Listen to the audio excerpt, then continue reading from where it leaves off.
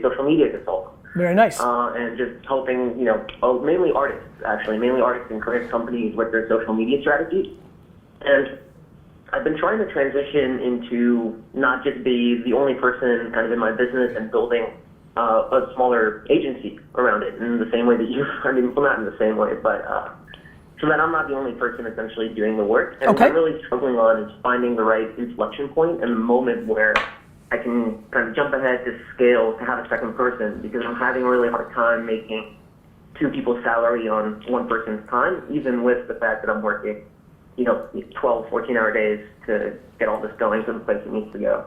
Yeah, I mean, look, it's a resource game. If you don't have the money to be able to afford the second person, let me give you a good piece of advice. First of all, amass more money than you think, because any curveball, anything, everybody wants to get to scale way too soon. It's only predicated on your finances. It's a chicken and egg game, but everybody wants to get to that second person, start scaling, and they do it way too early, and they create more vulnerability. People don't realize once you have that second person, you're managing somebody else, and that drains resources as well. So I would tell you to think in marathon terms. How old's your business? Like, how long have you been trying to do this? I've been trying to transition for about a year and a half now, but I've been freelancing for 3 or 4 years. So, I mean, look, it just comes down to one of two decisions. Either you save up enough money and you have the resources to do it and still have your lifestyle, or have you audited your lifestyle? Like, where do you live? I live at home, so I dropped out of college. Love you. Yeah. That's the perfect answer. Do my business and write and everything, so I really don't have many expenses. I stopped traveling. The only thing, I'll eat out occasionally. So here's your next move. Charge more. Yeah. Raise everything. Raise your freelance. Raise your social media agency's fees. Charge more. Do you think it makes sense to charge ahead of the person, or is that just kind of unfair to charge ahead for a process that would involve a second person? I think that you need to hustle. So I think the answer is, I think you need to deliver on what you charge people, but let's remember that the time is subjective. Like, what if I today said, screw VaynerMedia and I'm gonna become a consultant? I have a funny feeling that my hourly fee is more than yours. So you're thinking about it too binary. You're thinking about it multiple people, 80 hours. Why don't you just charge double for your hours? Right.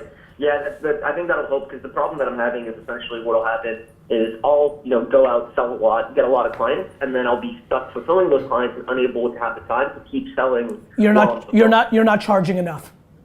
Yeah. Okay. That's it. And so just one more. So one of those issues, mainly what I consult on, is story strategy and kind of branding strategy, and helping companies and artists communicate their story and what makes them different to their audience on the different social platforms.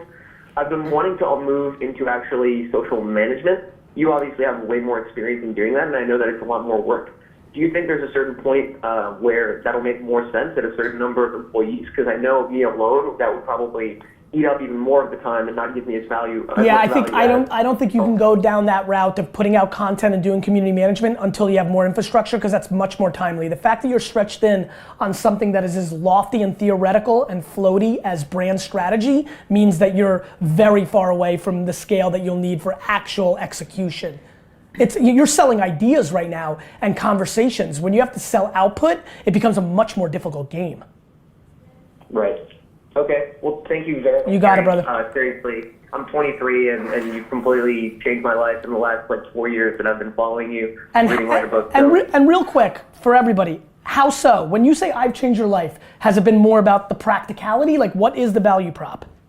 Yeah, I'll give you a really specific example. My biggest problem was always discipline, right? School was always super easy for me. Right. So I was a little kind of not engaged with it until I got to college and had to work super hard, and I started putting 80, 100-hour weeks. But that was really tough because I was trying to balance so much. And then after I dropped out, I had no more structure. So I really never had any discipline. It was something I had to come by all by myself. And work ethic was always the thing I thought I was worst at, which is a really bad thing to be bad at, as much as I am driven on the stuff that I really care about. But this year, after spending a lot of time consuming your content over the last year or so, for the last 5 weeks, I'll say, I've just been in it nonstop. And I think that work ethic I've been able to develop has been completely from watching you and the amount that you're just relentlessly going at it. And so I've been able to build my discipline, build my work ethic, and just be in it every single day, making the most out of every day and actually getting work